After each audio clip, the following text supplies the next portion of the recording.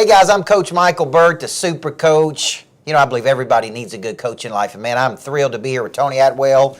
And we're going to be doing a big event together in Orlando, Florida. We are. Right? And so I've been following this group. I'm a member of this group, so I'm watching on Facebook. I'm seeing people make posts. And you guys have brought me in. You kind of got me off the bench and pulled me in the game.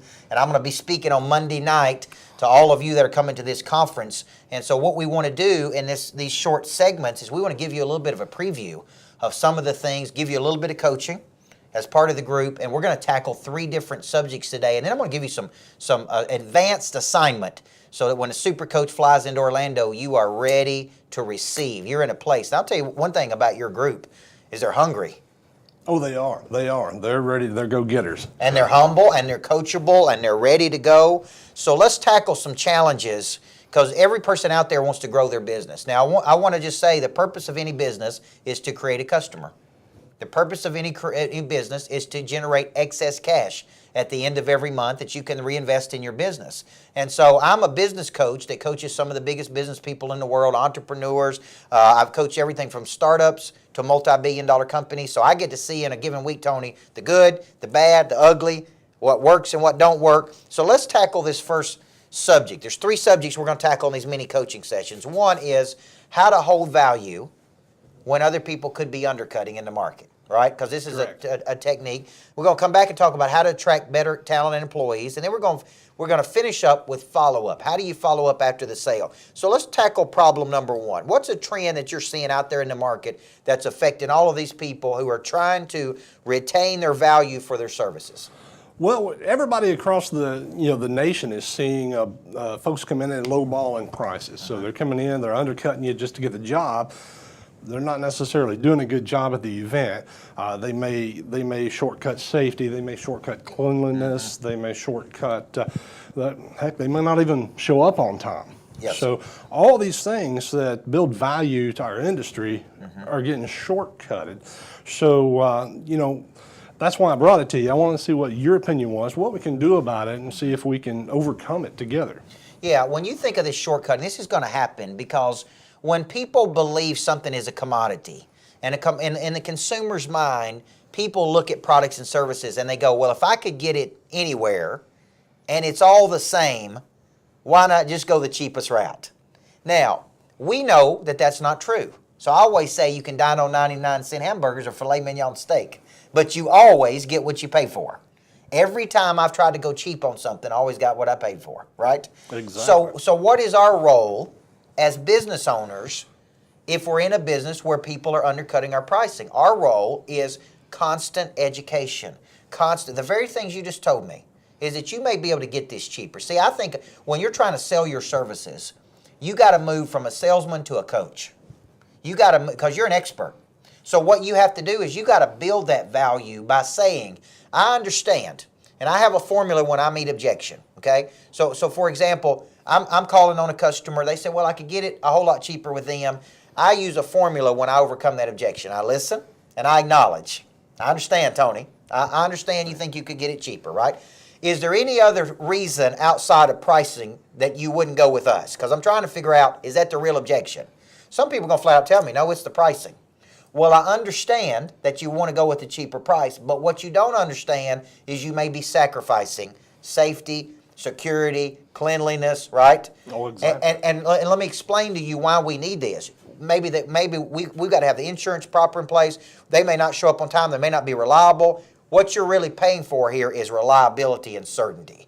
And so our job as a business owner is to coach that person and say the reason you're paying this, right? I can go to McDonald's or I can go to Chick-fil-A. All right, if I go to Chick-fil-A, I know it's certain. I'm going to get the same thing. It's consistent over and over and over. I don't mind paying a few more dollars for it, right? Oh, exactly. I can go to McDonald's and sometimes it's right, and sometimes it's not right. So I think that's one of the things I would tell all the business owners is this. Our job is to constantly educate and coach people. And when we get a little bitty objection of, well, I could get it cheaper there, even if they're doing business with somebody else, there's nothing stopping you from calling on those people and saying, I understand you're paying a cheaper price, but there's a reason you're paying a cheaper price. Because what they're just doing is trying to get people in the door, right? Exactly. So it's kind of, to me, it's like if you go buy a car, okay, say for example, if it's the same car, 2 or 3 years old. This one's $5,000 cheaper. What are you getting? You're going to buy a car that's going to break down on your way home possibly, or it might not even start the next day for you to go to work. So if you buy something that's got a warranty and more reliable, something you know you can depend on, it's worth the extra money. That's exactly right. You know, so I'd rather know for a fact that I'm getting from point A to point B than, hey, am I going to be stuck here tomorrow? Well, one of the things I've been talking about this month along those lines is this concept of certainty. Uncertainty is ambivalence, doubt, vacillation, and it's typically caused by lack of information. So if I want reliability, and I do, especially if I'm dealing with people's families and their kids, I'm going to hammer that home. The reason you're paying a little bit more money is because you want certainty. You want a professional. Anybody could sign up and do this, but what you're looking for is somebody like me. So I think the way you overcome that is, A, you have certainty because you know. You absolutely 100% know what you bring to the equation, and you sell that certainty. I've been in business this many years. I've helped this many clients. You know, I believe this, this, and this. So I tell stories. You could go with a cheaper option, but what you're really paying for with us is experience, knowledge, skill, desire, confidence, certainty. So our job is what, as the business owner? Educate, educate, educate. The one way you overcome uncertainty is through more information. Just think about it in your life. When you have fear, it's because you don't have enough information. When you have uncertainty, because you don't have enough information. Now, here's what I would tell you. If you are filet mignon, then it's your job to go out there and let people know it.